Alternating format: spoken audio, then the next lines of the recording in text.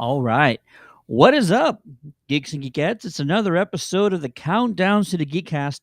My name is Ted, aka Steady. Joining me on this very special Disney or D23 Expo reaction is the one and only Daniel from Legacy Heroes. What's going on, Daniel?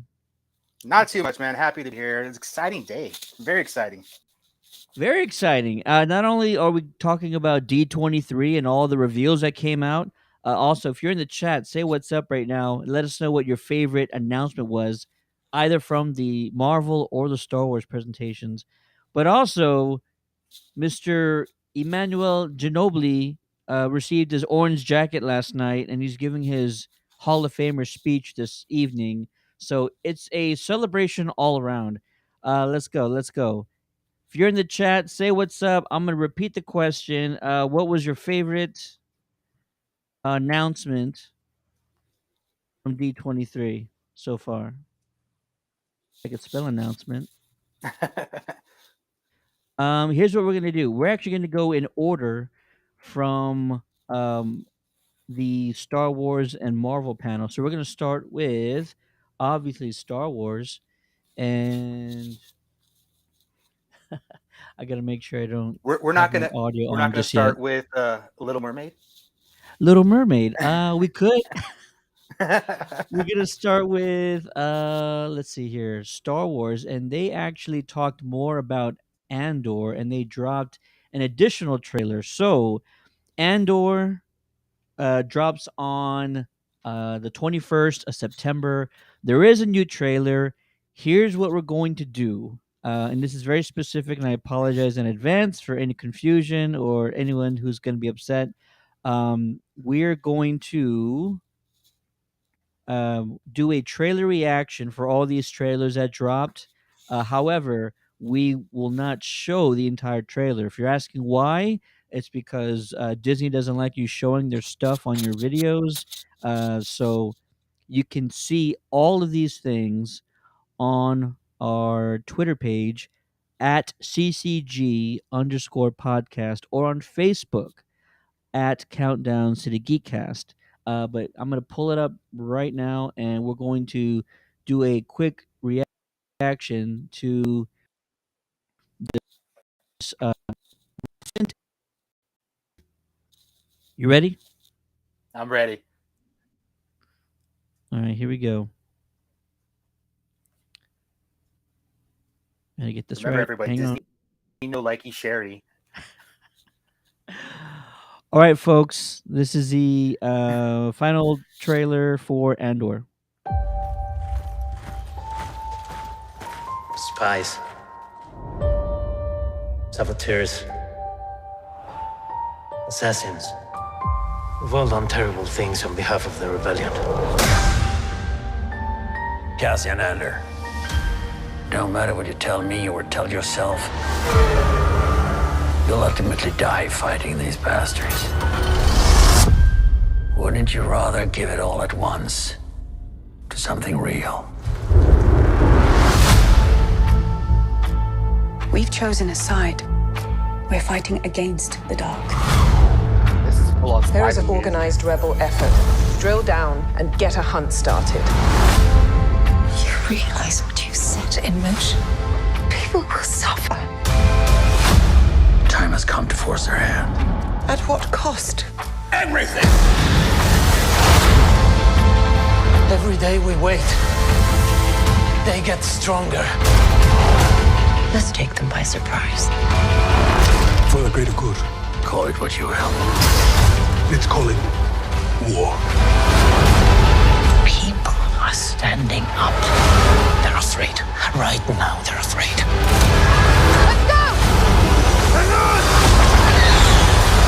Star Wars Andor, 3-episode premiere, streaming September 21st.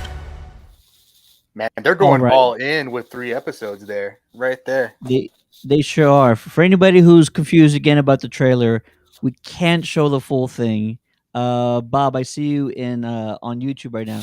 We're not going to show the whole trailers on our stream because Disney hates it when you do that. So we appreciate it. Andor dropping on the 21st, dropping the first 3 episodes. And what else did we learn? Let's see here.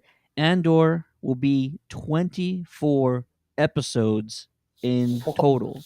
are you serious? 24 episodes, and it is being described as a spy thriller. We kind of took that away from what we got from Rogue One. And Yeah. this also takes 5 years. This takes place 5 years before the events of Rogue One. So Dan, your your sort of instant reaction from that final trailer. Um, when Andor was announced, I don't think I was that excited about it. I thought Rogue One was great. I loved it, but I didn't know what we were going to see out of Andor. Now, watching this trailer, this official trailer, are we going to have some actual Star Wars in here? Like it looked like they were fighting in space, if I saw that correctly, which Oh I don't yeah, think there's some we've gotten a battle lot of scenes. that. Yeah, we actually have not gotten a lot of that in Star Wars in general. So anytime we get space battles, I am happy about that. But with that being said, I don't really know what to expect, and to have a 24 season, oh, that's we're going on some adventure 24 here. 24 episodes is a ton. It's a Yeah, ton to keep the audience engaged, to keep them going from start to finish. That's going to be a challenge. We don't have that attention span anymore. You've been training us 6 episode season, 8 episode season, 10 episode seasons. right. 24 is like insane. It's I it's mean, a in full Netflix is usually season of 24. 13. Yeah, Oh that's yeah. that's a And people are going to say like no, that happens all the time, but not with comic book shows or sci-fi shows. That doesn't happen all the time. That happens with like Law and Order. That happens with like small budget sitcoms, or other things like that. or Not CW in shows, CW, but they break it up, Yeah, different parts of the year. absolutely, absolutely. So yeah, it's going to be crazy because Star Wars Lucasfilms has not been holding back on their budget for their shows. And Mandalorian has a huge budget tied to it. Everything that they're doing is extremely expensive. So the fact that Yeah, it's 24 episodes, I think that's huge. Hopefully, it's going to be good. I'm a huge Diego Luna fan. I've been a huge Luna fan since he was on Narcos, and he represents for sure. Yeah.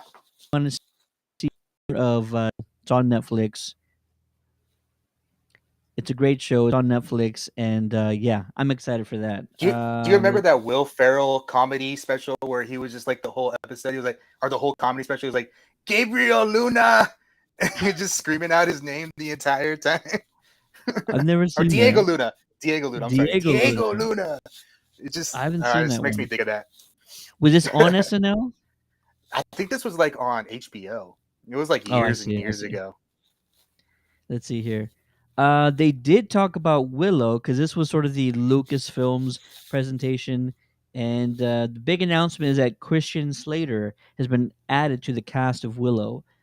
He spoke a little bit on stage. He said, "I love the fantasy, the sci-fi. Just getting to be a part of the show was an absolute dream come true." And that's from Christian Slater. So really cool that he's been added to this mix. Did not see No, that I never coming. saw the original. This is the one with Tom Cruise and Jennifer Connelly, right? It was no, not Tom Cruise, Val Kilmer. Really? Okay, Val Kilmer. Willow, Okay. yeah. I was thinking Tom Cruise. Why was I thinking Tom Cruise? Top Gun. Let's see here. Great poster that also dropped. I'm gonna pull the poster up right now. Oh yeah, this thing is beautiful, Oh wow, gorgeous. that does look good. I'm excited.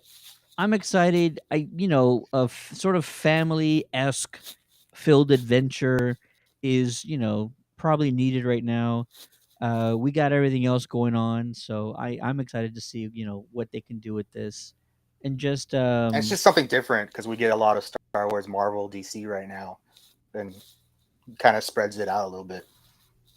I'm excited. Tales of the Jedi. Tales of the Okay. Jedi. What did we learn? Is a series of 6 shorts. It is animated. 3 are going to involve Ahsoka Tano, and this is all dropping on Disney Plus October 26th. So we don't have that long to wait, folks. And I saw what I saw. I'm actually really excited about this. This looks really, really good as far as giving us some extra, narrative to different characters. I think we saw parts with Count Dooku. Yeah, I can't talk. Count Dooku. We saw the origins of Ahsoka. We got some Anakin back. Like, it looks really good. And anything that adds to the kind of the Clone Wars, Rebels mythology, I'm all there for. There is a trailer that was dropped. I'm going to find that bad boy right now. And then we can also do our hidden trailer reaction to it. So once again, in order to not upset the Mickey overlords, we're going to be blocking the visual version of this trailer. So apologies in advance. If you want to see any of these trailers, go over to our Facebook page at Countdown to the Geekcast after this stream. And yeah, we'll talk about it right now. Let's go. Let's pull this up. Gotta shuffle these again. All right, here is at least the first few seconds for you guys for the trailer for Tales of the Jedi. Everywhere there is life, but you must face death. Honor it. Do not fear it. Jedi. Ahsoka is Jedi.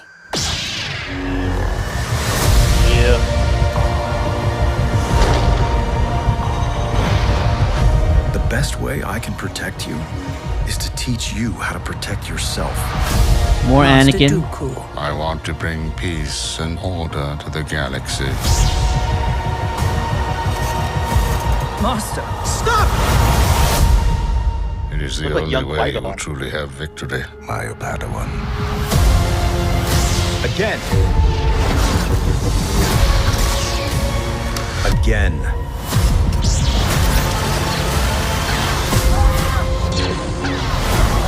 Dooku, stand down.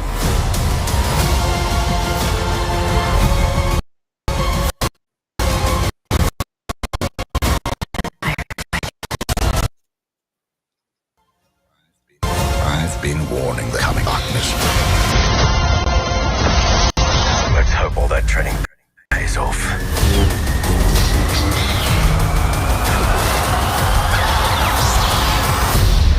And who might you be?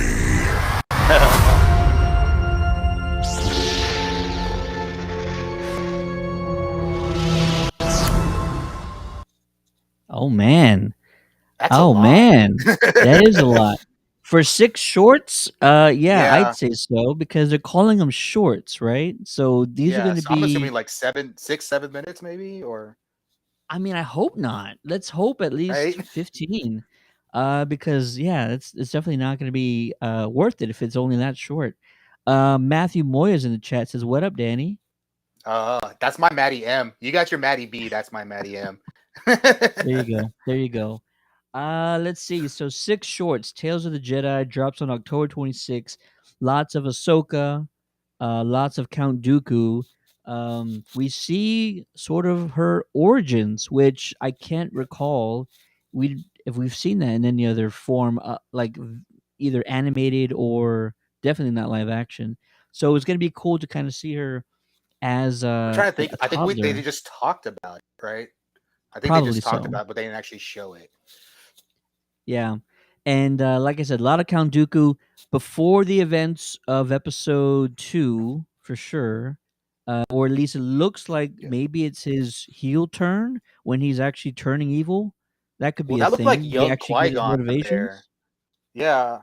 I mean, if we're not getting the seduction of Count Dooku to the dark side, people are going to be asking for it for sure after watching this. And then I'm unsure on who I can show this. Homeboy. Who's this homeboy? Is this a new guy? My first guess would say Darth Revan, but that doesn't look like Darth Revan because Darth Revan Can't has be. Yeah, Darth Revan. Revan's old Republic, right? Yes, that is Old Okay. Republic. The Okay. mask is similar in nature. I don't think he also ever wielded a double saber. He had a purple Um, lightsaber, if I remember. Probably so. Mace, more Mace. I'm always Yeah, down for more Mace. More Anakin. young Dooku looks good. Yep. Okay, so definitely before episode 2, probably before episode 1. That looked like Qui-Gon. This is It probably really did, it's probably before, sorry, between 1 and 2, because Anakin definitely looks like it's post episode 1. for sure. I mean, that's a silly thing to say. I mean, like Well, he and way Ahsoka post. after. Yeah, yeah. Yeah. Cool. All It's right, good. so I'm definitely, excited. yeah, I'm excited too.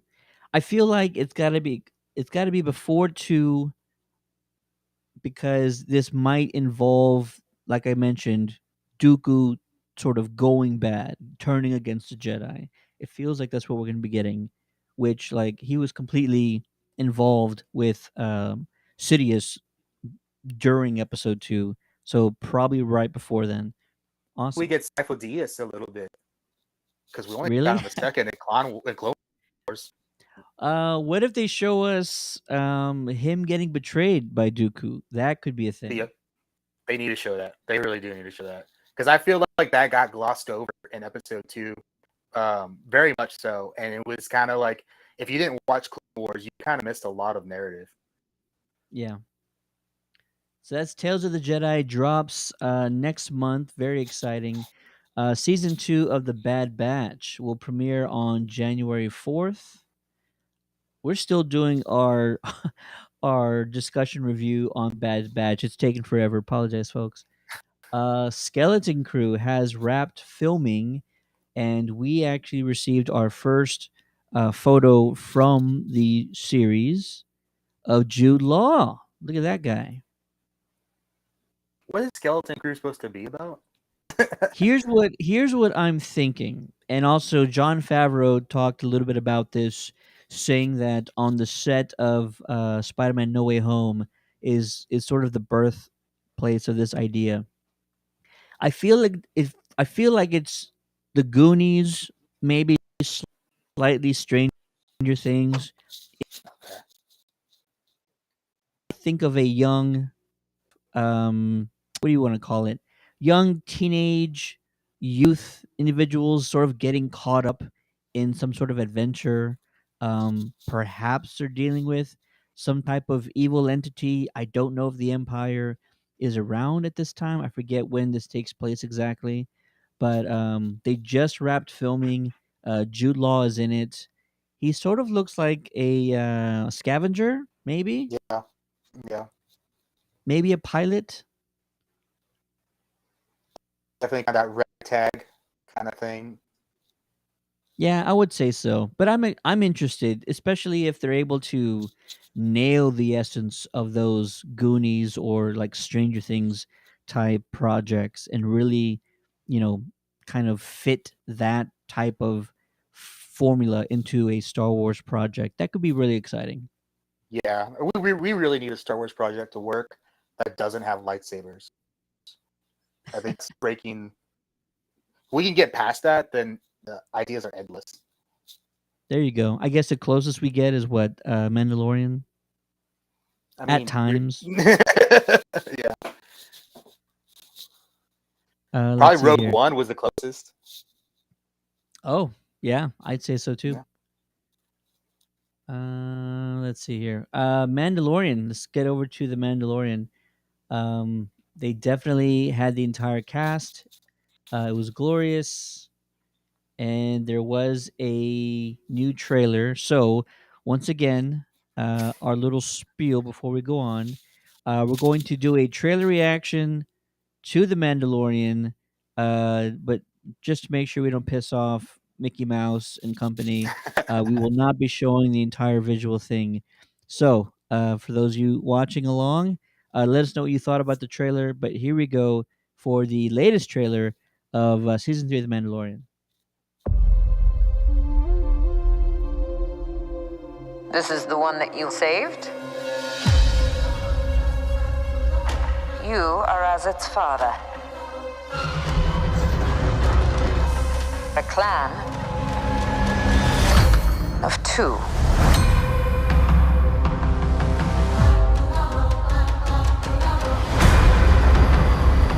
But you have removed your helmet. Then you are a Mandalorian no more.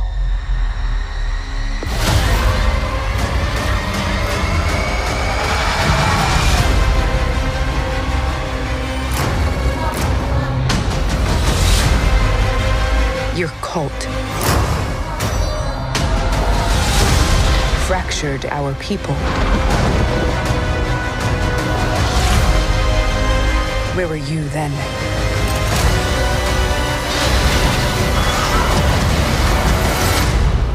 Did you think your dad was the only Mandalorian?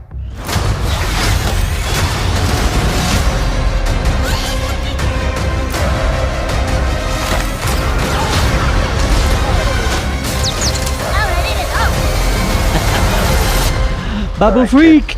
Was that okay? Hang on. You ready for an adventure?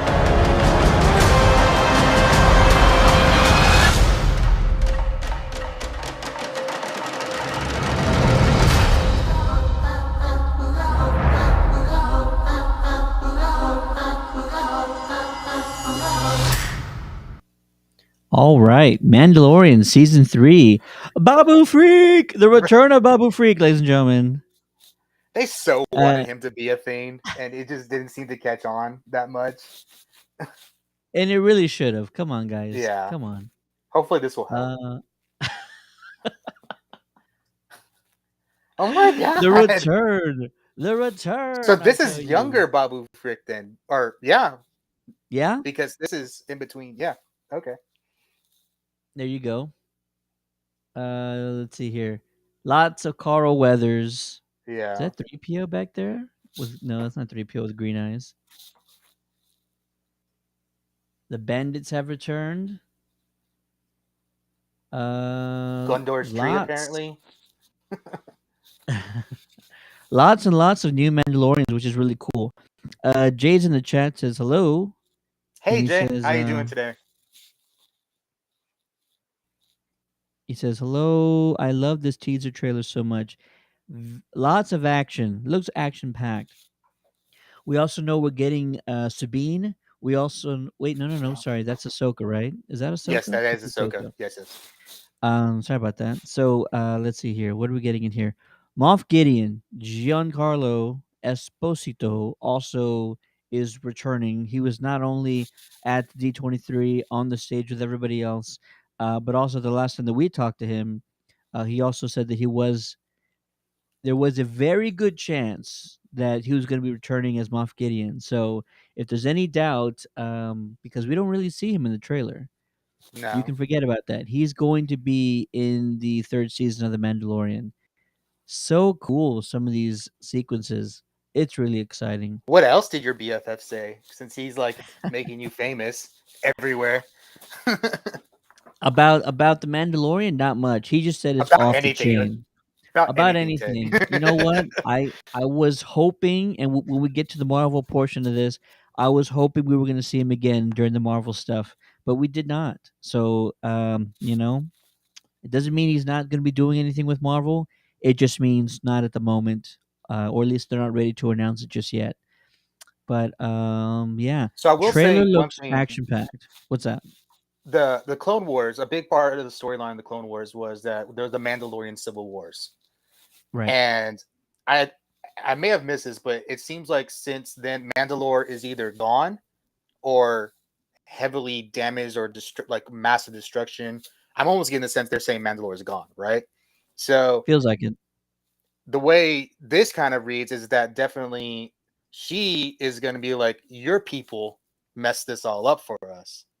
So we're going to have Mandalorian versus a Mandalorian. This is definitely what it feels like, at least from the trailer's perspective. I think so. They'll probably have there's a lot of tension between the two of them, right? The two factions. Yeah. There will probably be a third party that comes into the fold where they have to band together and take their focus or change their focus on whatever forces are coming at them. So I kind of feel like there is a lot of tension between these two. Because Bo-Katan is Mando, supposed to be a good guy. Now she's a good guy. She was a bad guy when she started, but yeah, but she wants that dark saber, and Mando still she wields it. rightfully wants the She dark saber. rightfully wants it. Mando still wields it. He doesn't give a shit about it, but you can't just give it up to somebody. And he can't really So use it. He doesn't know how to use no. it. He keeps on struggling. So I hope they tie into that a lot. Definitely. Let's see here. After they talked about that, they also got into Ahsoka.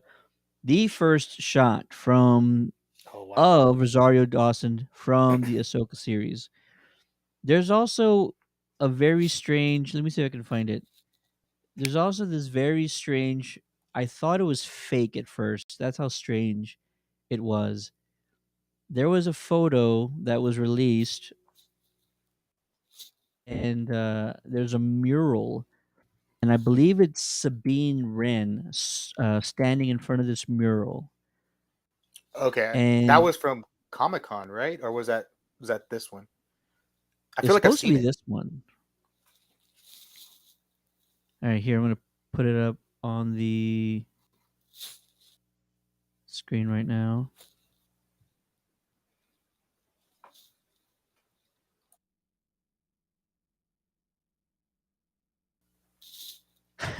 So Okay, that's this new. is supposed Yeah, to that's be. new. I believe this is supposed to be Sabine, and she's standing in front of a mural of the cartoon versions of the Rebels characters. So there I don't was know the how I scene feel in about that. Rebels. Well, there was a scene in Rebels on the last episode where she walks past a mural. So it's almost like they're recreating that scene from Rebels. Which is totally fine. Why would you put them in the cartoon versions, the animated versions of them? That's what's Oh, I see what peculiar. you're saying. Yeah, yeah. Like, it's the animated versions. It's definitely more recognizable for I guess you're Rebels right. fans like me. We see that, we're like, we've seen that before. That's probably I've what seen it that. is. They wanted to be sure that we didn't. It's like that Leonardo DiCaprio Say meme. they- Like, Let's see. Was that actually the last Star Wars news that we got? I believe it was. So well, that's Ezra, actually the. I found out about Ezra through you. So yeah, that actually got released the day before, which was Weird. interesting. But yeah, Ezra Bridger is going to be. I'm not gonna find. Oh, here it is. Ezra Bridger is going to join the Ahsoka series along with Sabine Wren, who we heard about before. But Iman Esfandi is joining as Ezra Bridger, and so I can. I was gonna say I don't know his credits. I don't either.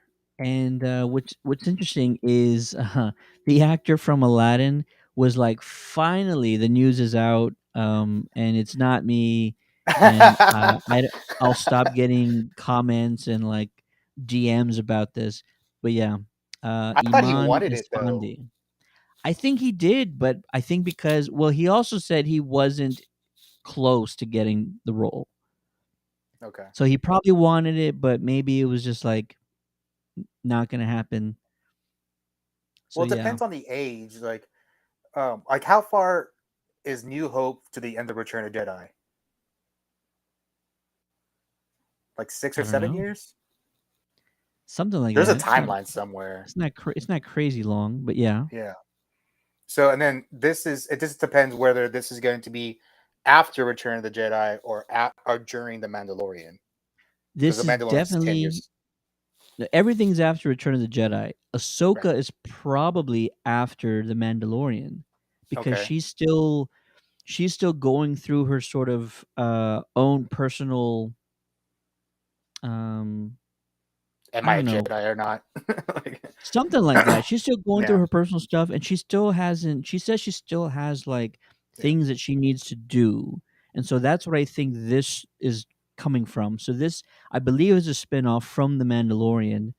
And my only question is like, how badass is Ezra going to be at this point? Dude's been gone for a while, you know, and he's been off like sailing with space whales and what's it Well, you called? remember who he took off with? Yes, I do. And so, yeah, what's gonna happen and how just like powerful is Ezra at this point? Because I feel like a lot of time has passed, and so he Not should only be. that is Ezra was very impressionable, at least in the series, and he grew into the Jedi that he was becoming. But Yeah, who he was with is a very manipulative person. Is he still good? I mean, he's been with him all that time. It's a yeah. thought, I'm kind of hoping that Ezra figured it out, and right? Yeah. I feel like he really crossed over, um, maturity wise, and just gained a lot of wisdom, and so he should probably be like a close to a Jedi Master by at this point, I would think. I mean, theoretically, he had more training than Luke had. So Absolutely, a lot of people did. a lot of people did. A lot of people did. Here we go. Let's see. All right, stepping from the galaxy far, far away into the Marvel Cinematic Universe, just to show you, we're gonna change the background here. Boom. Mm. Might as well change the color too. Yeah, I know. I'm weird like that. All right, here we go. It'll be aesthetically pleasing, right? Which was crazy, but also very cool. They opened up the Marvel presentation with a live rendition of Rogers the Musical, full band, Broadway dancers and singers, like the whole nine. They weren't holding back at all. Ooh, Jay's Okay. bringing up a good point from before. So you mentioned Ezra flying off. He says, but do we really know they stayed together throughout this entire time? Could That's a be. good point. I guess It's a very good those point. space whales could have taken wherever they wanted to take them. Anything could happen. Knowing Star Wars will probably like figure out a way to quickly retcon that whole thing. Like, oh, nothing happened after the final episode of Rebels, and Oh, that'd be so I've just sad, kind of though. been alone. I've just been alone this entire time. But that's probably like the way out. Just to say Yeah. like nothing important happened about it, and yeah, just go from there. I think Ezra went out so powerful. I think we all want to see him more powerful than what he was. Like you said, like he got his things figured out. I think so. I think he's going to be close to level of like master by that point. That's what I would hope for. Sure. Let's see here.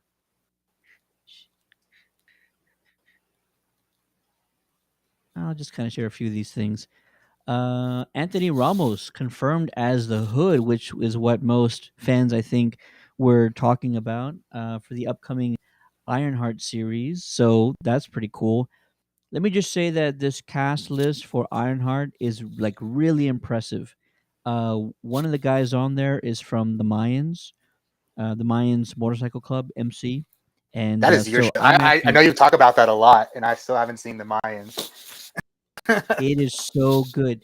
I guess you don't need to watch Sons of Anarchy to really understand Mayans. It is a sequel, not a spin-off. It's more like a sequel. Um, so I guess it would help to know a few of the characters that pop up in Okay. later seasons of the Mayans. But it's such a great show. I would put it up there with one of the best dramas on TV. It's not Breaking Bad level, but it's high quality drama, and so it's very exciting, and it's only getting better, which I love. By the way, real quick, not to trap, do you see that somebody that was comparing, they were trashing She-Hulk, and they were comparing it to Better Call Saul? They're both lawyer shows. Why aren't they as good as Better Call Saul? I was like, are you serious? I did not see that, but no, nothing my is God. comparable to Better Call Saul. That guy just got completely like, are you serious? Like that was your example right there. You're gonna die on this hill, yeah. Let's see. Fans in attendance were given an exclusive look at Black Panther: Wakanda Forever. Not a whole lot of new information on that. Ryan Coogler kind of did say that Shuri was going to be sort of the most important character in the sequel, which if you go back to like our initial discussions, I said I fully expected Shuri to sort of take over the mantle of Black Panther. She wasn't my first, she's not my choice. I just think that's what they're going to do to make it make sense. I think I it's actually some of the wanted, things backstage with yeah, Shuri, the actress that plays Shuri. I think it would be hard for them to go that direction. The theory that I've heard was that there's multiple Black Panthers, which I heard that too. I think I would go with. I would like that if that would happen. I heard that too. She's Shuri is very much the brains of the operation. She doesn't need to be the brawn. If you had somebody else take over the mantle and she's sort of the oracle of the Bat family in a way, that makes the most sense to me. But I think story wise, they want it to be Shuri, just so that she sort of takes over the family business and whatnot. In separate news, well, I guess it was all D23. There is there was a video game announcement regarding Black Panther and Steve Rogers, a video game that takes place during World War II, and it's actually not T'Challa or T'Chaka, but it's actually the grandfather of T'Challa, who was a Oh, okay. Black Panther during that time. So supposedly it's only four playable characters. I don't know the format, but supposedly there's only four playable characters in this video game, and one of them is Steve Rogers, and one of them is Black Panther. But Is yeah, Namor that's going to be one? exciting. Which one? Namor, because he was a part of the Invaders with Captain America. It's a good question. It was only a teaser of a Okay. trailer, Okay. so not a whole lot of information was given from that. I mean, This, everybody's loving Namor, so just throw him everywhere, man. That's a beautiful please do man. that. I am comfortable with myself enough to know to say that that's a beautiful man right there. And a great actor, Tenoch Huerta, who was in Narcos, another Narcos individual. And his what was his name? Raphael. He played Rafa on Narcos, and he was sadistic. He was Oh, intimidating. He was a like crazy person. And so, yeah, if he wants to play like a menacing villain in Black Panther 2, I fully give him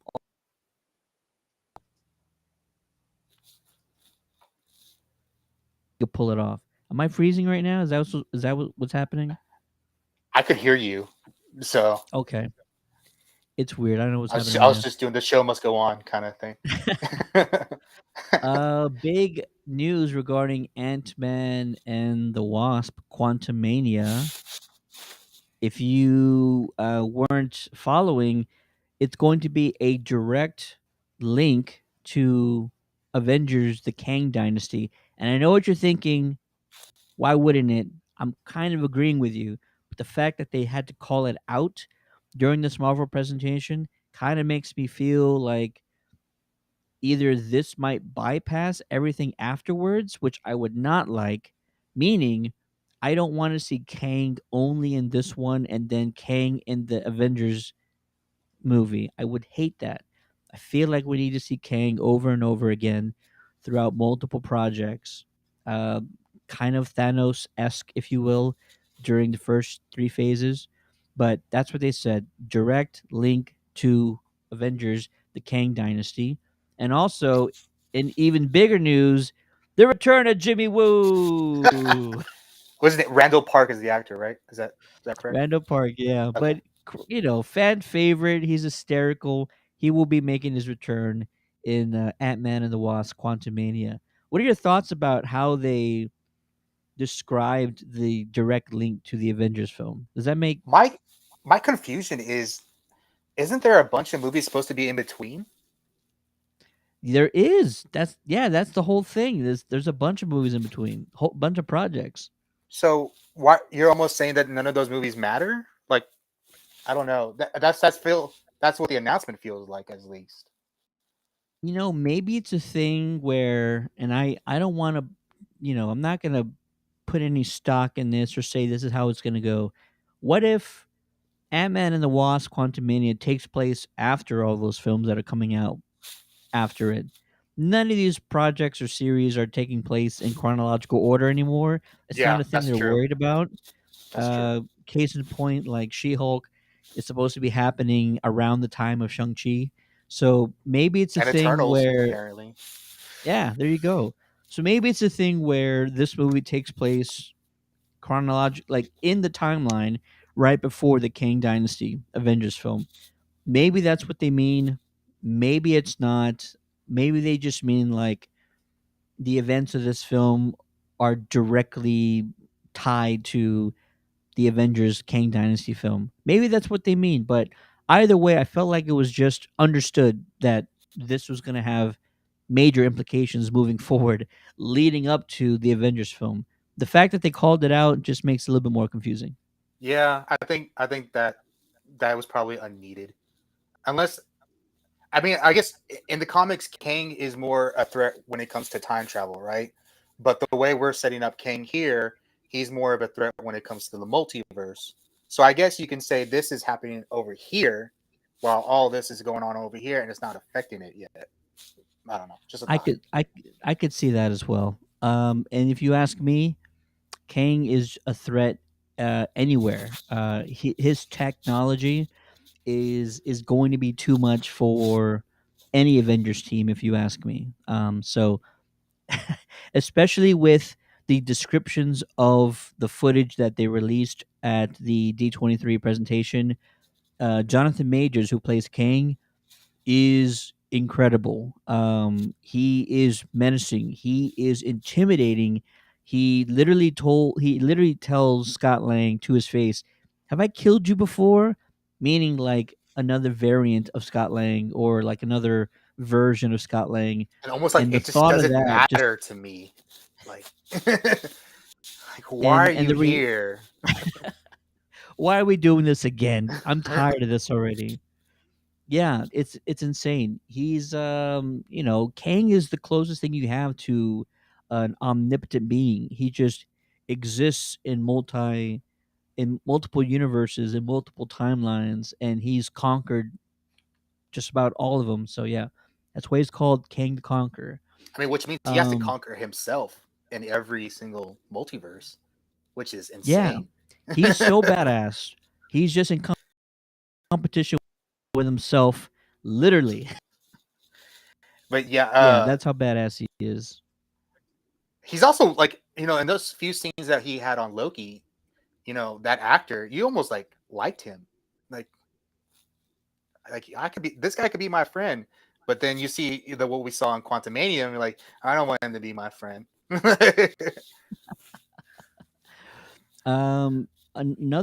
This is probably the first major announcement I think that Marvel dropped, something that was new. Werewolf by Night. And we got a little bit of information regarding it, especially a sort of a trailer, a teaser trailer, if you will. Werewolf by Night will be a Halloween special. And yeah, this was a project that's been sort of rumored by fans for quite some time. But yeah, finally it's been announced. Marvel Studios is doing a Werewolf by Night. I think it's a mini series, if you will. Oh, And really? there is a trailer. So let's get into that. Oh. And also, I'll say it again. I'll say it every time. We're going to be covering most of this video just so we don't piss off the people over at Disney. So apologies in advance for covering most of what you're about to see.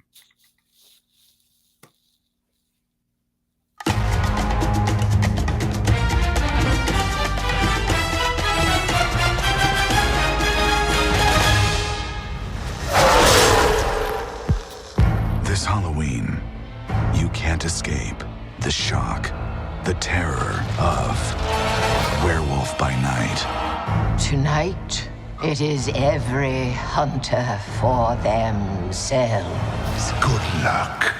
I'll be rotting for you.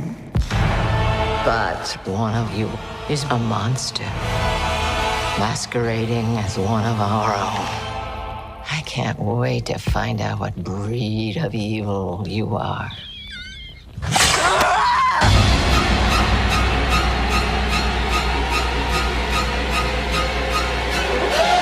You'll wanna see this, darling. Please don't do this. Death is coming for you!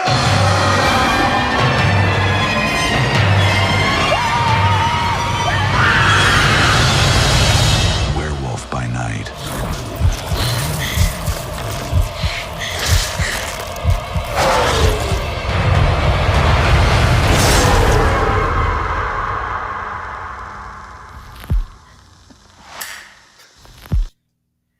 Bro. I love it. I'm a total mark, man. Like, I'm their target audience. I love it. It looks so good.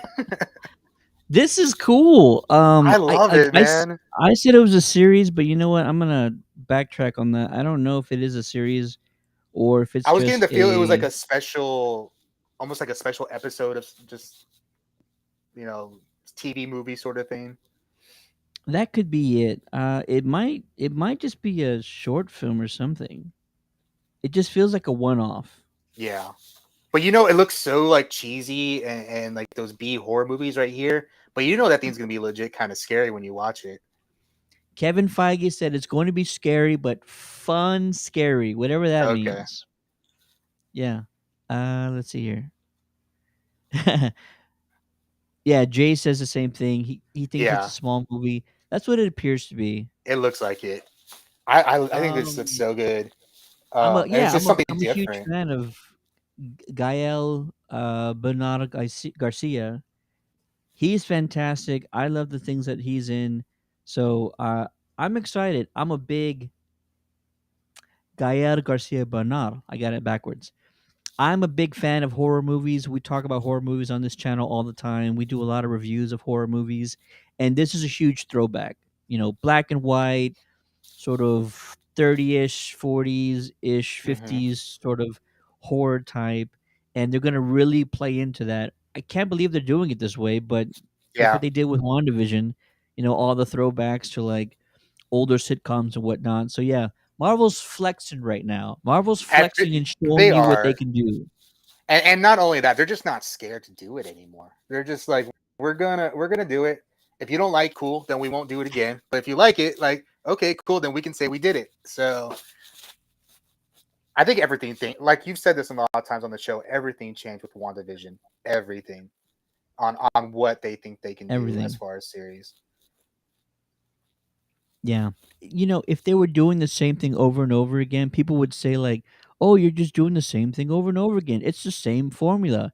And the fact that they're trying all these different formats of storytelling of, movies and cinema and TV shows, I think it's them trying to keep things fresh and innovative, and guys like you and me, guys like Jay think that's awesome.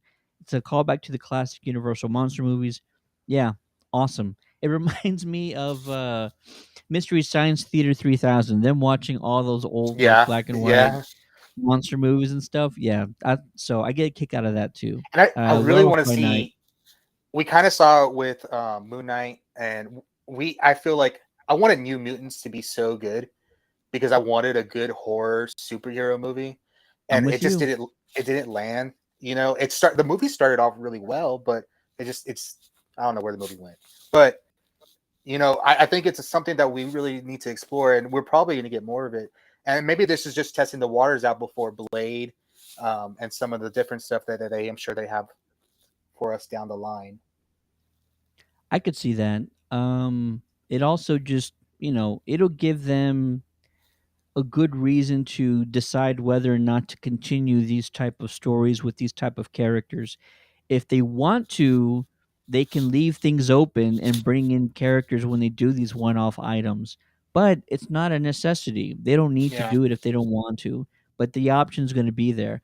We'll talk later on about a project where they're bringing back a character from a movie that came out 14 years ago, and it's like Marvel can just do that whenever they want. So yeah, definitely. Something I've been really excited for: Secret Invasion. It is dropping next year. Filming is already done, I believe. They've already wrapped on Secret Invasion. I'm a big Scroll fan. Love the Scrolls. Wanted to see something different when we saw them on Captain Marvel, but it is what it is. I So was okay with hopefully what this is happened in more Captain Marvel. along. The Scrolls are supposed to be like hardcore. They're supposed to be a little bit more, But there could be dominating different than. ones. You're right. There can be different ones. Are those going to be the ones that we see? I Let's think so. find out. Let's do a trailer reaction that we're going to cover. I apologize again every single time. Oh, not that way. But to not upset the people over at Disney, we will be covering most of this. But here is the trailer for Secret Invasion.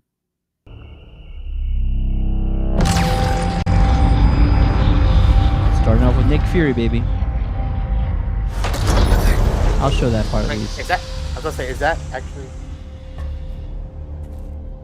That has hair. Oh, I got it wrong. It's not For Nick. years, you've been avoiding Earth. But I have called for your help plenty of other times, and you've been pretty content to let those calls go straight to voicemail. Oh yeah, that is Nick. Yeah, Sorry. well, this is different.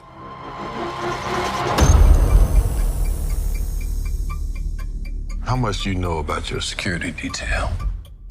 What do you mean, how much do I know about him?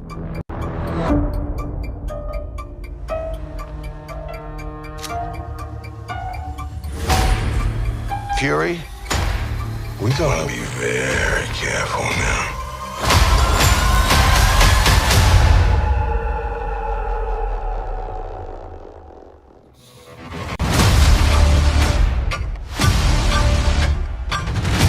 You're in no shape for this fight that lies before us.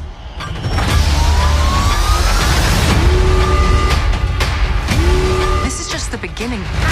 This is my war alone. And I'm the last person standing between them And what they really want.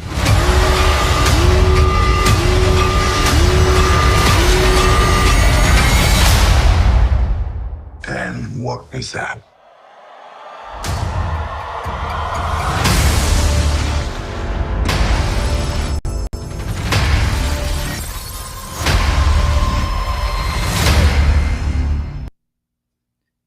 Secret Invasion coming out next year. Yes, Sam Jackson looks awesome.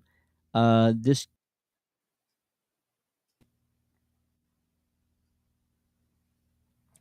here we go. Secret Invasion coming out next year. This cast is stacked. Amelia Clark's in here.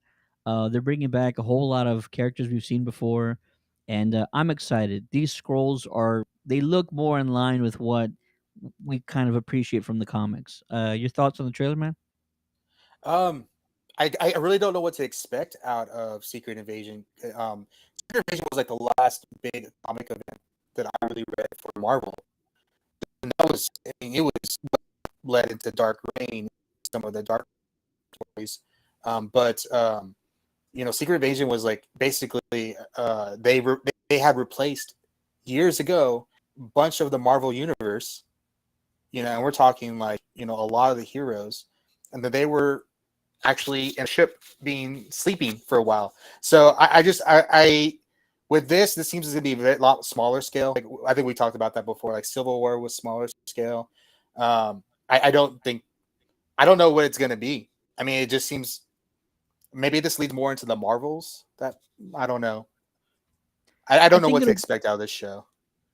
I think it'll be sort of along the lines of Winter Soldier, sort of a spy caper, if you will. Spy caper mystery, if you will, a thriller. I think it goes down that route, and I'm excited because I like those type of things. Winter Soldier is still my favorite movie after all these movies, just because of the format of that film, and I absolutely loved it. So I'm hoping it's sort of along those lines, and we get a lot more of it that way. I'm excited. Trailer looks good. It does look sort of smaller scale, like you mentioned. It's probably not a world ending type plot that they're trying to stop or prevent from happening. But I will it say in looks the dope. comics, the big thing that happened from Secret Invasion was basically, it basically ended Shield, but Shield is already gone. So Right. and they handed over the reins to essentially the Sword. villains. Oh. So it was Norman Osborn, but he ran everything. So the question is, we haven't really touched on, but part of it was kind of like Sword, which was the space version of Shield. Yeah. And this would be a really great excuse because we don't have a lot of Shield characters in the MCU besides Nick Fury and Maria Hill, but be a great excuse to bring in some of the old TV show agents to Shield. Let's get some Coulson back up in here. Fans are hoping for that. Fans are hoping for a number of Quake? things. The return of Quake, Chloe Bennett. That'd There be was awesome. people tweeting that Chloe Bennett was actually at D23, and so that was something that people were kind of talking about. But no major announcements I feel like happened during this Marvel presentation. And I know that kind of sounds weird, but we'll talk about that sort of when we get to the end. Fitzsimmons, you got to have Fitzsimmons if you're gonna bring them back. Bring back Fitzsimmons. Right? I'm down with that. They talked a little about Armor Wars, not a whole lot. I thought this was scrapped, actually. I thought they weren't going to do anything with it, but Armor Wars is still in development. Don Cheadle was at D23 Expo talking about it. So they actually they had a little bit of a synopsis. Give me 1 second. Is Rhodey supposed to be our new glue though? Because he was in Winter Soldier, and he's gonna be in Secret Invasion too. So I wonder if he's gonna be our Maybe. glue. Is he in Secret Invasion? I thought they showed him a second in Secret Invasion. You could be right. When Nick I might Fury, have missed that part. Nick Fury sat down and talked with him.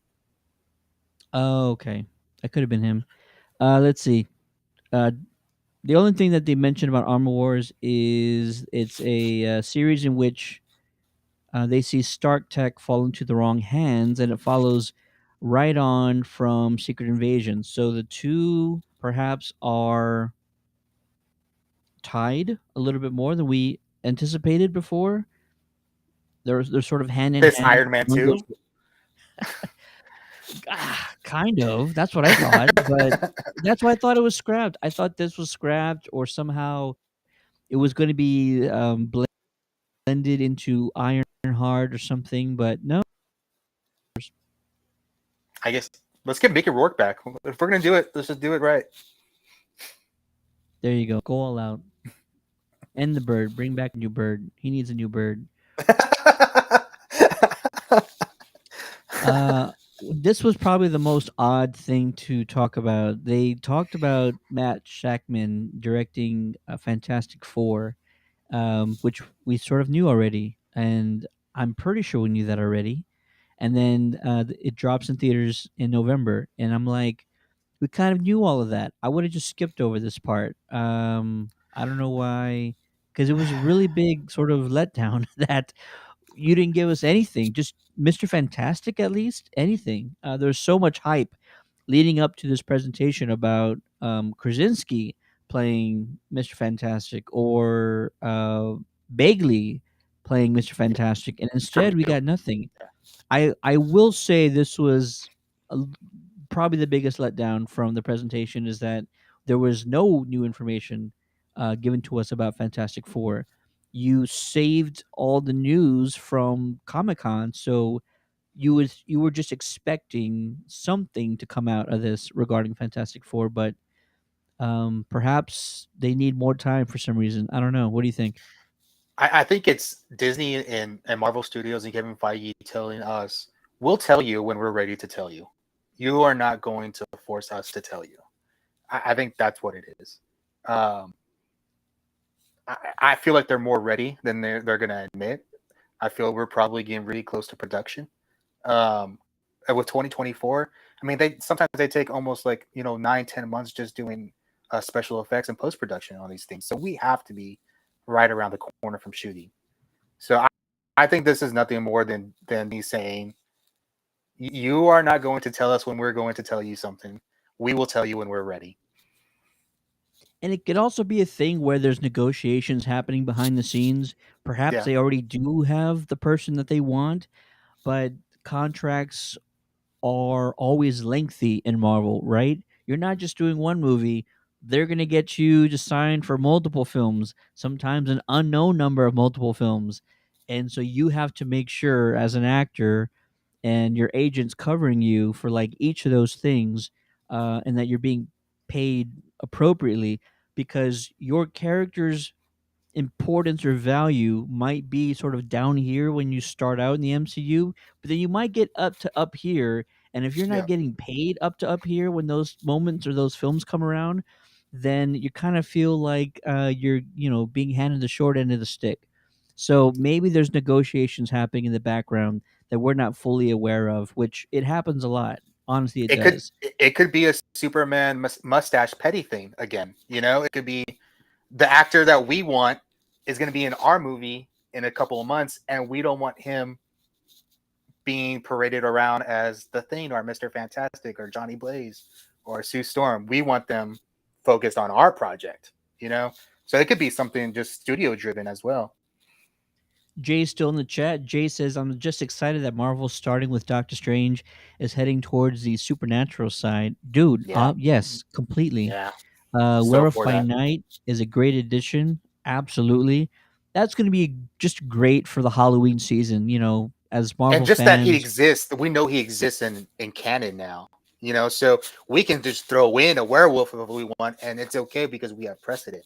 So, and you could throw him into a future Moon Knight project, Dude, I want them to troll us and just have werewolves in the background, like randomly show up. Like, what was that?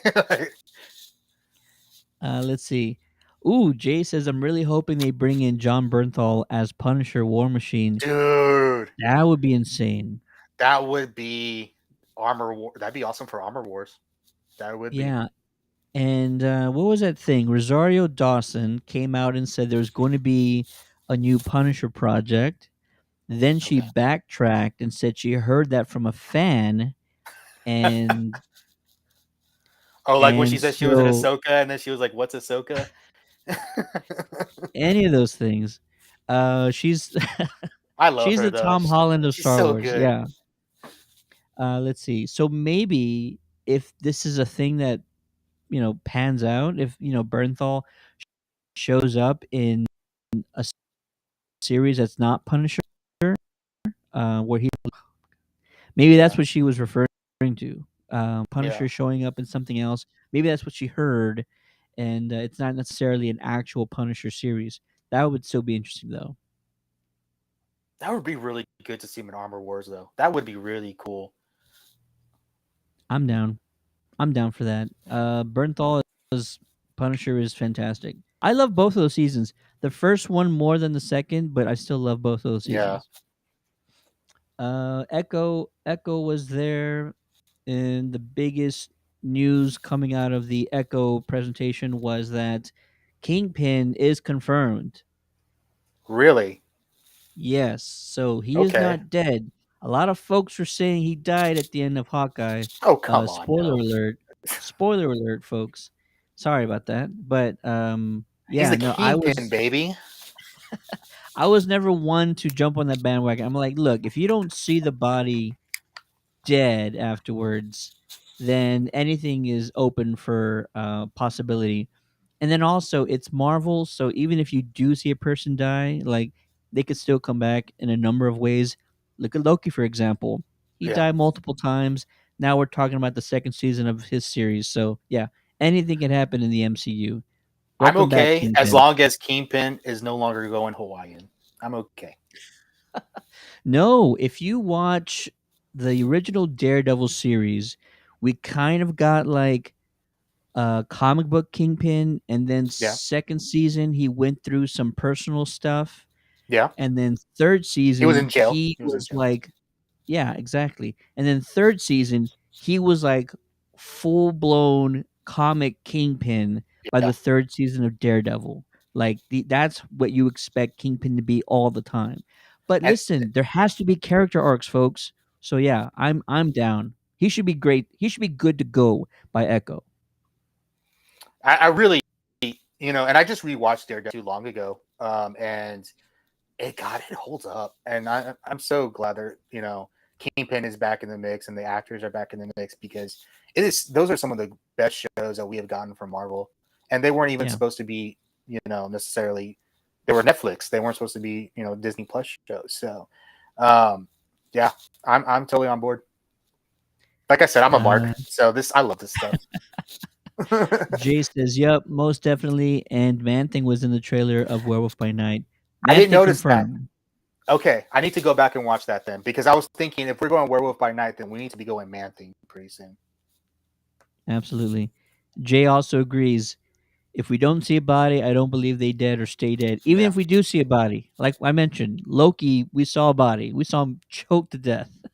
And now he's in his second season of his own show.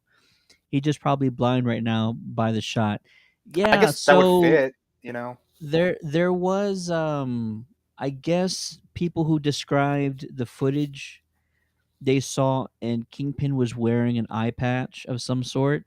Okay. So he has suffered some injuries from what it But sounds it's like. okay because we can always get Rocket to smuggle an eye out and replace it just in case. He's going to get that eye, folks. Just He's going to get trigger that eye. wash it first, rinse it off, just in case. That's what you got to do. Absolutely. Let's see. After Echo, there was a little bit of talk around Loki, and I need to go find that tweet. So the biggest news surrounding Loki was actually the addition of a new character. I don't actually know who the Oh character my is. gosh, was it Hyperion? Is it Hyperion? Oh my gosh. You know what? I never said that. I But know yeah, you there didn't. was I a know you there, didn't. there, I there was a know. lot of stuff. There was a lot of stuff around that. Geez, you can't believe anything you see online anymore. Am I right? Right? Did you see that? Going back to Fantastic Four, that picture going around on Twitter last night of a supposed presentation still of the cast of Fantastic Four. No. Yeah, I missed mean, it. it looked totally photoshopped when you kind of looked at it closely, but yeah, they were saying like it was John Krasinski. What was that name? Miss Comer. I don't know her first name. And then Yeah. Jessica Comer. Yeah. And then they were saying Seth Rogen and John Boyega. Ooh. I heard a few of those items, right? Is it Jodie? Jodie Coleman? I think it's Jodie. That's right. Yeah, she was one that was brought up a lot this week. So you kind of thought that was also the bag, and it did not happen. Okay, so I didn't have a photo on Twitter, so now I got to go over to Insta and pull that up very slowly. Sorry about the delay here. Anyways, biggest news regarding Loki season 2 is the addition of K. Hui Kwan, who was the writer and director of Everything Everywhere All at Once. He's also What is that? Why does that sound familiar? It just came out earlier this year. He's also Data from the Goonies. Oh, okay. Yes. Okay. Thank you. You know what? I can't. Well, yeah, here we go. This will work. Sorry, Boom. I was looking at. We have 28 people in our YouTube chat. This is insane. That's amazing. That's awesome. That is awesome. Yeah. K. Hui Kwan. I apologize if I'm saying that wrong. Has been added to season 2 of Loki. Exciting stuff. I love the first Loki. I love the first season of Loki. I think it was everything it needed to be. It's also setting up what should be the entire rest of the multiverse saga. Even though through like most of Phase 4, there hasn't been a whole lot of tie-in to Loki. You thought there was going to be like bigger ramifications when the multiverse is like spiraling out of control and branches are being created left and right. But I suppose it can all be explained easily by stating some of these things don't necessarily happen around that same time. Who knows? We'll figure it out when Ant-Man comes around. I mean, so I don't know. I mean, I don't know where they're gonna go with Loki season 2. I was really surprised that they announced a season 2 because I felt like one was like you I feel like it was a big setup for the phase, right? So season 1 was the multiverse exists and it is out of control, right? So in season 2, like it feels like the ending for this saga is going to be how do we fix the multiverse from going out of control? Yeah. So unless season 2 is just starting well, okay, we actually got a problem here, so let's figure it out, and it's being head by freaking Loki, like, and this is not even our Loki that went through Dark World or Ragnarok and all. This is our Loki, like he just tried to take over the world in Avengers Loki. So I don't know. Jay says it makes sense to get him into Marvel in general. Yeah, Yeah. you know what Marvel's doing? They're slowly getting like A-list actors, guys like Quan, Jonathan Majors, the folks in Secret Invasion. They're slowly just bringing in all these A-list actors, and they're just gonna keep them like under contracts for like Yeah. years to come. And yeah, they're going after talent. It's clear what they're doing. They're going after major talent, and Kwan's also, now he's a great writer and director. So Yeah. why not Why also wouldn't you give want him him there? something to Yeah. do later on? Maybe he's directing some of these episodes. You never know. That could be a thing. And they mold their people. Like you see, like John Favreau, they're molding him. The Russo brothers, they're molding them. They want to keep them around and have these good relationships with these great um, people, these great creators. So I think that's get them in, get them to do something, establish that relationship. Yeah, you're completely right. All right, I'm going to spoil you guys now by not covering a video because it's not copywritten by Disney. But this is the actual entrance of Charlie Cox joining Kevin and Vincent on the stage at the D23 Expo. I think you mean my show.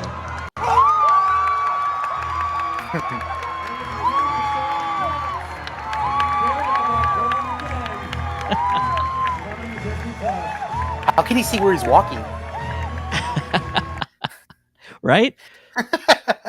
He's so damn happy. Can you imagine Right? thinking you were done as Daredevil? Netflix cancels Canceled. everything. Yeah, all the rights are still, lingering for years to come.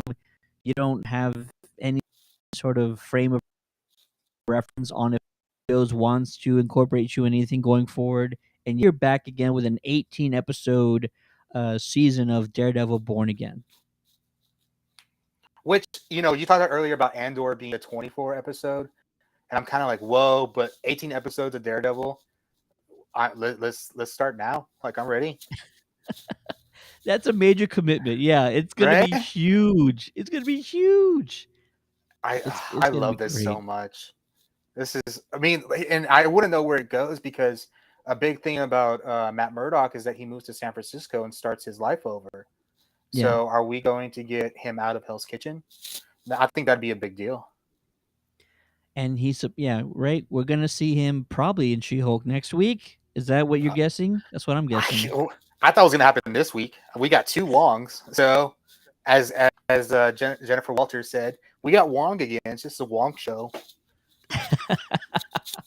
We need that By the Wong way, spinoff, folks. I know you're going to talk about this on a future stream, but I freaking love Madison. That duo is amazing. That was such a good. They play off each other so well. Don't hate me. Haven't seen episode 4 yet. Okay, well, I'm sorry then. No. But I've seen all the love for Madison, so I'm totally on board with it. It's just about timing. Haven't had the time just yet. It's the All right. delivery. It's just the way they banter with each other. It's almost kind of like a weird Jane Silent Bob sort of thing. I don't know. It's probably not even Jane Silent Bob.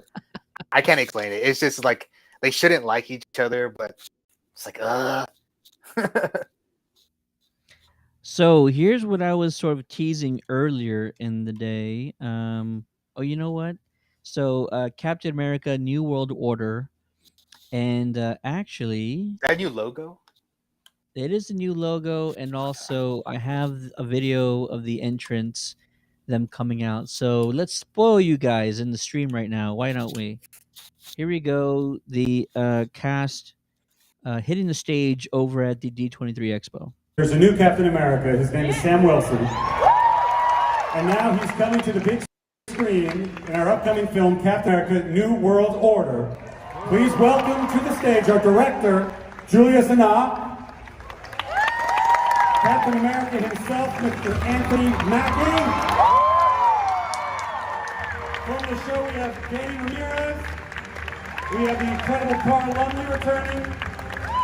Unable to join us today, but we've cast a new character. The actress's name is Shira Haas. She's playing an amazing Marvel character. All right. So that's the cast getting on stage for Captain America: New World Order. The biggest news that came out of this, and I was teasing this earlier, they're bringing back a Marvel character from 14 years ago, from the Incredible Hulk, which featured not Bana, it featured Edward Norton as Bruce Banner. If you remember, there was a character that Tim Blake Nelson played that eventually came into contact with the super soldier serum, and he was basically turning into the leader. Well, Tim Blake Nelson is going to be the villain of Captain America: New World Order. Okay, so there goes like my She-Hulk thoughts. I don't know. I mean, okay, sound awesome. Like that's great. He's back. I just didn't expect him to be over there, but that's cool.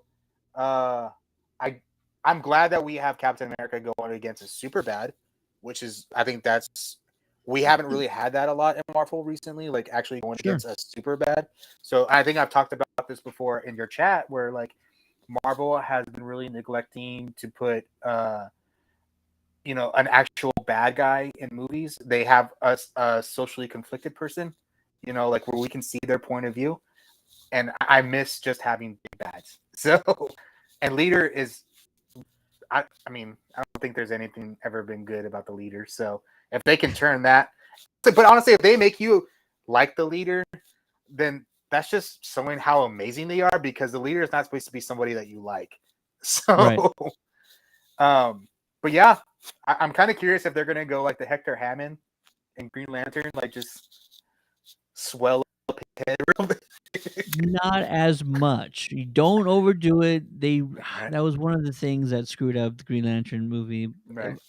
But there's a lot of other reasons why that didn't work out. Tim Blake Nelson really says, this is from Tim Blake Nelson from D23. Says, I'm delighted. Marvel is a part of cinema history, and that I get to be a part of that is an absolute honor. And thank you for sticking with the Leader. And Jay in the chat says, that's so awesome. About time they brought the Leader into the MCU from that teaser long ago.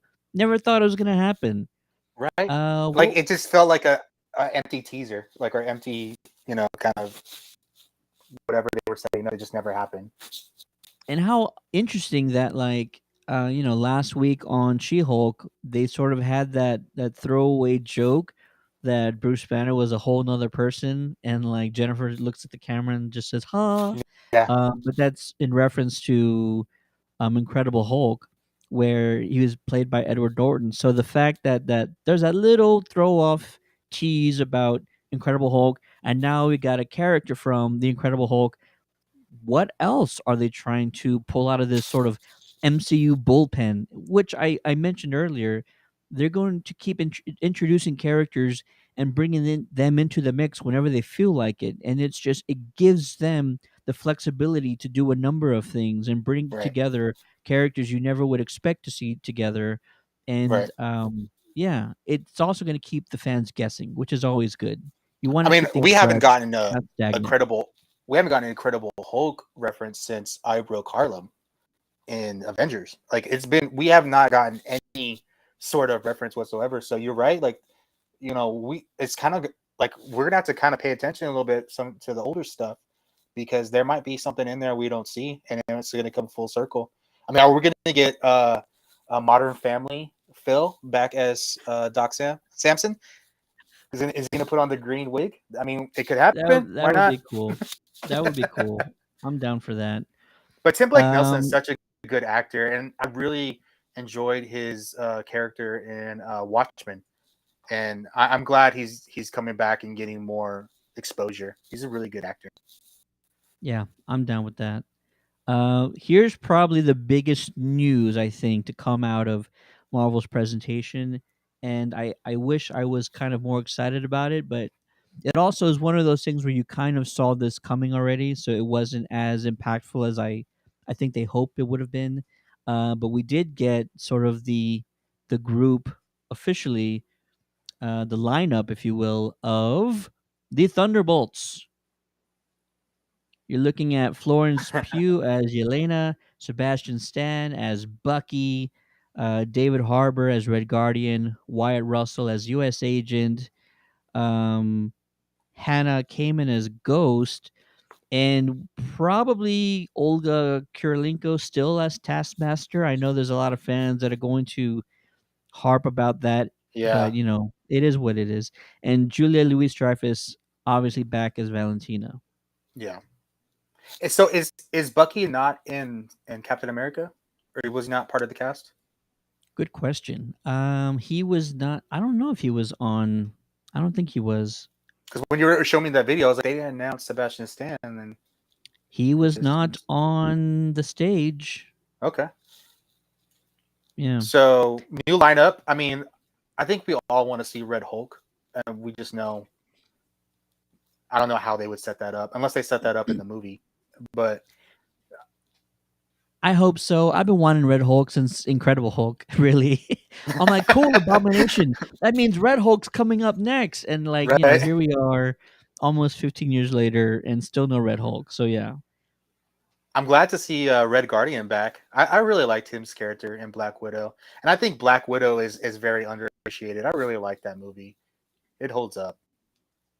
I'm most interested about Yelena and Yeah, her dynamic with Bucky. That could be hilarious. Or Yelena and seeing David Harbour again. He's just so freaking funny yeah. as his character. I'm excited I mean, about look at that. him in the picture. It's just like, hi, I'm here. Like And what's interesting is Ghost and Taskmaster. They Taskmaster. don't really Yeah, talk a whole lot, so they'll just be there in the background. but And Ghost then is Wyatt better now. Russell, yeah, yeah, definitely. But still, I think they're not going to be the talkative of the ones of the bunch. And then So Wyatt I guess Russell does a really good job at being disliked. Like he's not a like guy, but that's the appeal is about him. I like Wyatt Russell. I think he did a great job in Falcon and the Winter Soldier, and I think he set up a really good U.S. agent.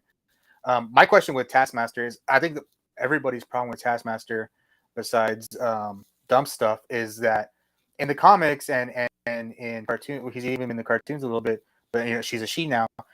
She is essentially rival to Captain America in hand fighting and knows all these different things and can beat Captain, can beat Wolverine, can be that. And she is so, or Taskmaster is so full of himself that she's like, I will train this person to see if they can beat me, you know? And I kind of want to see that. We saw that Taskmaster can be a very dangerous enemy. I want to see them like actually training other people, showing you like, oh, this is how awesome I really am. Yeah, definitely. I was reading this quote earlier from Anthony Mackie about Thunderbolts, and he says, "I'm highly upset that they put Sebastian Stan in a movie with Wyatt Russell and left me out. If Sebastian gets Wyatt, I should get Chris." And That is awesome. going back to Secret Invasion, are we gonna get some weird cameos there? Because that was a big thing. Was that they were, Secret Invasion, they were pretending to be other people for a long time. So are we going to get? I don't think we'll get Chris Evans, but maybe some other people that shouldn't be there. I'm down. And the thing is, and I hope like Kevin Feige's been planning this out for a few phases now. Like I'm hoping that we find out there's a few people that were Skrulls back in the day. Like they have sort of Or Maria Hills have been a Skrull. That would be awesome. I want to find out that somehow they infiltrated Sword or Shield or the Avengers. If there might have been a moment in time where we actually had a Skrull on the team that was not who we thought it was. I mean, you can't do that with a whole bunch of characters, but maybe like Hawkeye or something. Yeah, that'd be Something interesting like with the that. family. Kind of sad, but Yeah, yeah. that would be. Well, I mean, when he was away from the family for, Okay, yeah. some time, I when just that I, thing I was just want to make happening. sure he had some time with his family since they've been back. Like, that's not. He's been through so much, Ted. Come on, he's been through so much. I get it. All I want to know is we should have been duped with scrolls in the Yeah. MCU already. Yes. I mean, that's the Yes. right play, and you should have had those sort of subplots hidden from us from some time. It's the way Kevin Feige thinks.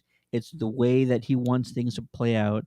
Who's it going to be? That's what's going to be interesting. Is who can they throw into sort of historical wise, and say, oh, that was a scroll and Yeah. their agenda was this and they accomplished it and blah blah. Maybe an Avenger's been dead for some time and like a scroll took over, their place and stuff. And I forget, do scrolls get their memories too? They do, right? Scrolls sort of get their memories I and don't. I their don't like remember. motivations. I feel like I've seen that I before I feel where like I've if seen they scrolls take where over a they person. forgot that. Yeah. Yeah. Yeah. Where they forgot they were a scroll. Um, Ooh, yeah, I think you're I right. have seen that, but I don't know if they get like all their memories and stuff. Just, um, I don't know. That'd be interesting if like somebody was an Avenger and we find out they were a scroll this whole time, but either they didn't remember they were a scroll or just usually their feelings, their emotions, and their motivations sort of transfer over. I think is a thing that happens, Yeah. and their memories transfer over. So that could be a thing. That'd be Uh, cool if we get a version of Super Scroll. I know we can't ooh, I'm do down the with that. Fantastic Four version, but any kind of version would be awesome. Same team, but the GQ version. Jay in the chat says, I agree. Imagine getting a bomb born from the Right? contaminated drink from the Incredible Hulk. Where is Rick Jones? We need Rick Jones. Why can't we get a Rick Jones? He's supposed I to don't be know. like Captain America's buddy. He's supposed to be Captain Marvel's buddy. He's supposed to be Incredible Hulk's buddy. Where's our Rick Jones? Why can't we get a Rick Right? Jones? Just We throw need in him right Steve now. from Stranger Things. He'd be a great Rick Jones.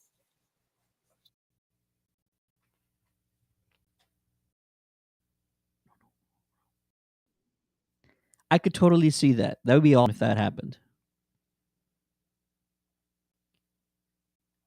All right, Jay's in the chat says, I'm mostly certain Abomination will be part of this group, but I'm wondering, will Red Hulk be someone since the actor recently passed, or with the daughter of Bruce's ex be Red Hulk, Red She-Hulk, and join the team? Ooh. What are your thoughts on that?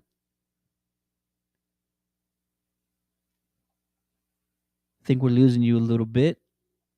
Yes, let's see.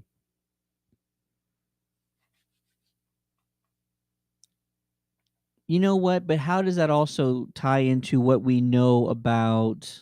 He'll be back in just a second. How does that tie into what we already have seen with She-Hulk? Because he's under judicial order now, right?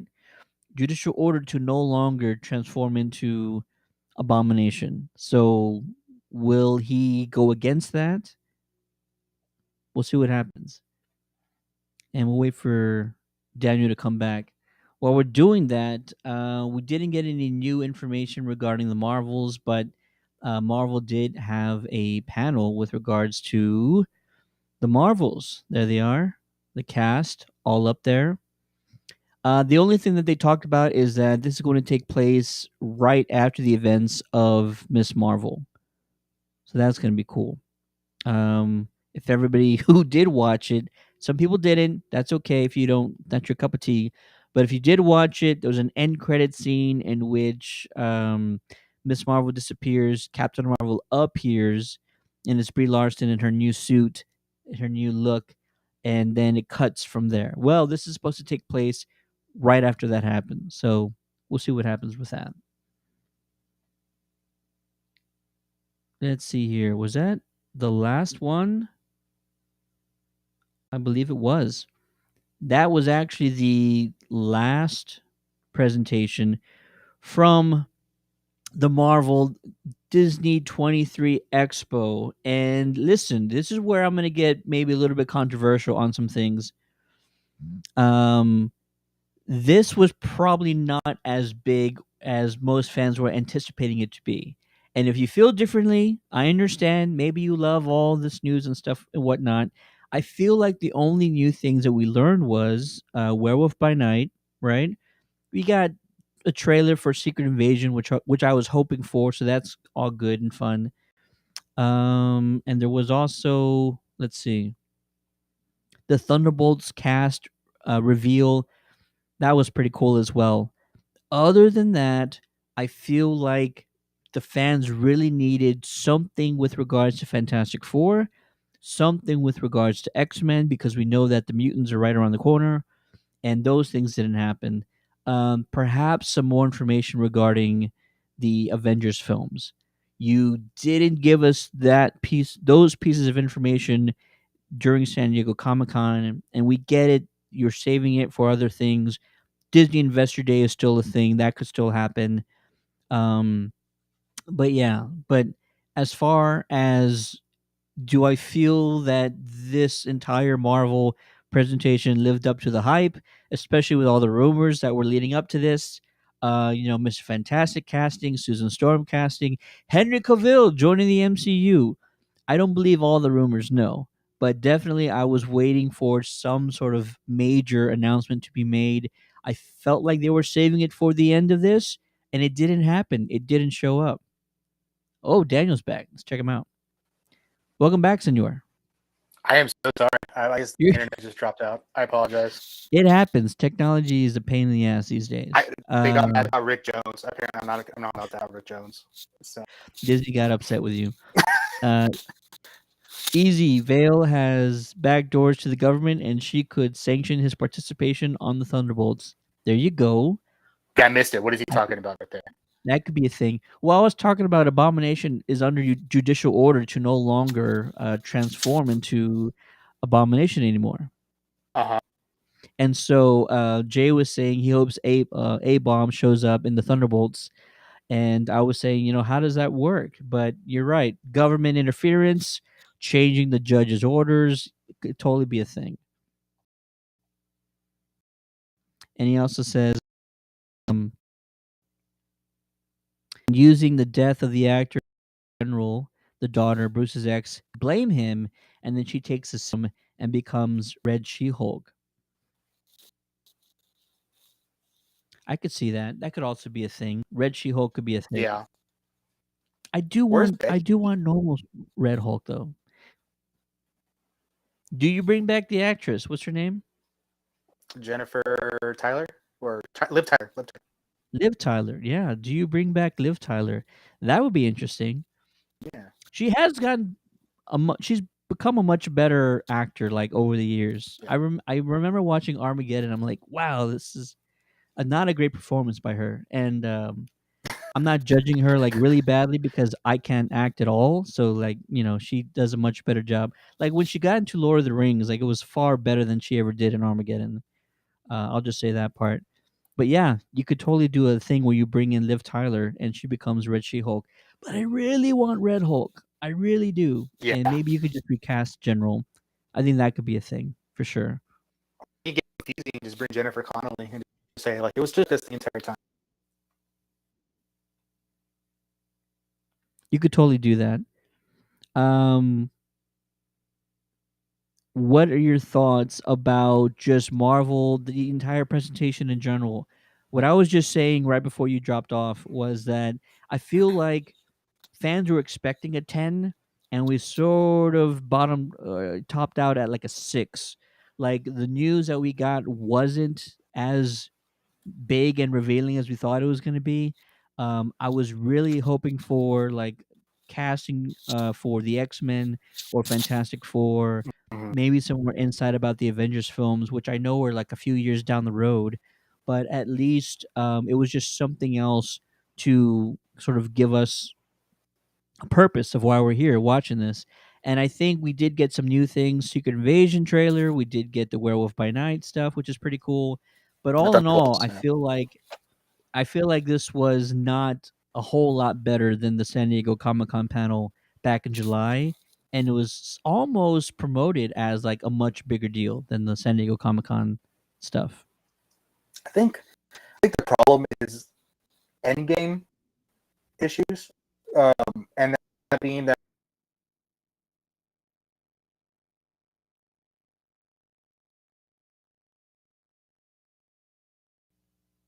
Oh, it think was we're having some okay. more issues again. Say what? Oh yeah, can you hear me There now? you go. You're good. You're good. I was just saying, I think the public just wants big announcements, big events to happen all the time, and we can't be doing that all the time because it takes away from when we do actually have. I hear you. I hear you.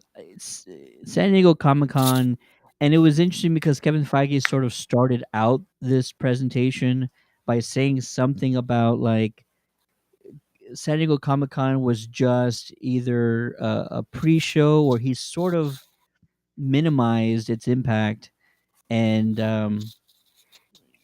said that this was going to be a much bigger presentation than whatever they did in July. Granted, attendees that go to this got like way more footage than we did, and I understand why they do it. There's also the other side of the coin that's like, hey, like, don't you want to just promote these films anyways? Like, don't you want to show us these sizzle reels and these teasers and everything else that the attendees are getting, because you still want people to talk about it. You still want to create some sort of trends on Twitter and whatnot. So I do understand you want to give people in person something of their own to like appreciate because they're there, but I don't know. I feel like we're all going to see the movie eventually. It would not be the worst thing to give people watching at home just stream the panels. Don't Right? show us the Yeah. footage. Stream the panels. I feel like that's at the very least what you should do. Show the people walking out, show them talking about things, and just cover the videos and the footage. And that's like, we would all be happy enough with that, I think. Yeah. I don't know. I did expect Fantastic Four cast announcements today, but I understand why we may not have got them, like the multiple issues that we talked about earlier. But I guess I just rather be an optimist. I guess that's just me. I'm happy that we are getting things that we didn't have. And we I know we're 10.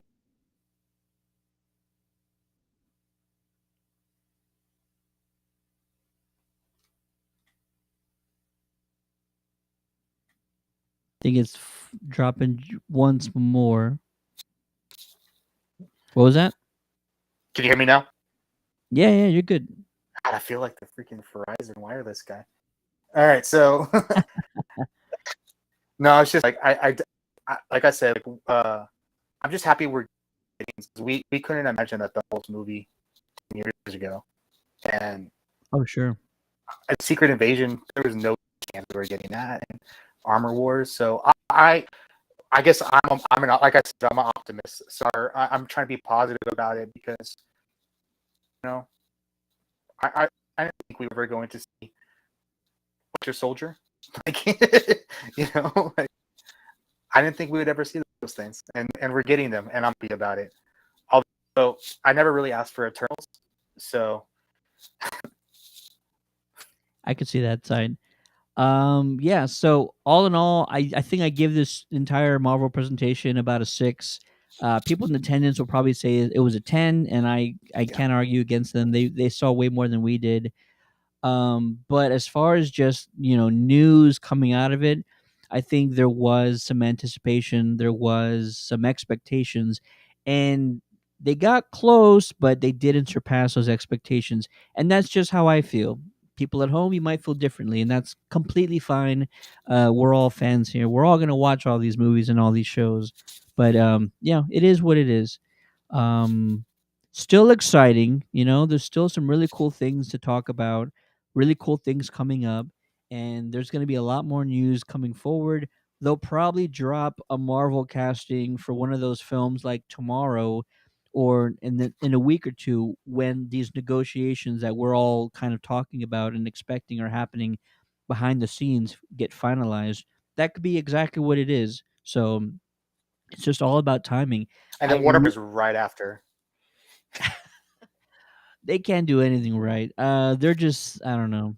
That's a whole nother discussion right there that we've been talking about for many years now. But yeah, that'll do it for us here. We want to hear from you guys at home. Let us know once again, what was your favorite announcement from the D23 Expo, either with Star Wars or with Marvel? Was it Andor? Was it Skeleton Crew information? Was it Thunderbolts? Were you stoked by getting the lineup for Thunderbolts? Let us know in the chat, or you can always hit us up on Facebook and send us a message on there, or reach us by going to the contact page of our website at www.countdowncitygeekcast.com. Upcoming events, if you're following the WrestleCast, which is our weekly wrestling commentary show, there's a local event happening this Sunday in our hometown that I'm sure they're going to be talking about. And also a lot of big news regarding WWE. So be sure to check the WrestleCast every Tuesday on Facebook. The Geekcast, we will be back on Monday to talk about the recent episodes for She-Hulk, as well as, am I forgetting everything? As well as Rings of Power, and there's one more. Can't forget. House of the Dragon. We just House of the Dragon. Thank you. We'll be back to talk about those three shows on Monday, and our Ghostbusters weekly show titled Ghost Heads Radio. We have some fantastic guests lined up every single week. I don't want to spoil it in case something doesn't happen at the last minute. But if you're a fan of the Ghostbusters franchise, we have movies, video games coming up, and there's just a lot to talk about. So be sure to check back every Wednesday for the Ghost Heads radio show. For the Geekcast, my name is Steady.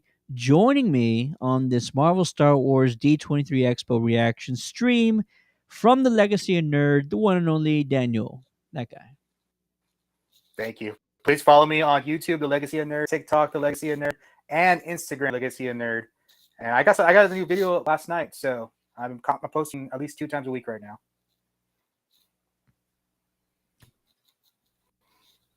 I think you were breaking up. Oh my gosh, I broke up on my promo. Coming out. No way.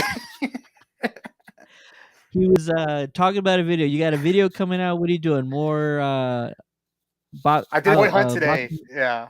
Toy hunt. It's nice. Just follow me. It'll come out, I promise. Like go check out the Legacy Nerd on YouTube if you're a Power Rangers fan.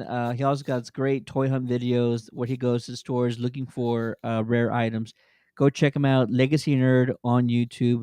And appreciate the comments, especially from Jay, who also says Star Wars honestly didn't get anything out of it, but Marvel, I'm happy with the announcement of Armor Wars and Werewolf by Night. Yeah, can't complain there. There was one thing with Star Wars I really liked. Not Skeleton Crew, Jedi. Tales of the Jedi, which is pretty cool. That we got that sort of teaser. More Ahsoka on the way. There you go. Appreciate it. Thanks, folks. It's been a great stream. Let us know again what you liked from the presentations today, and we'll see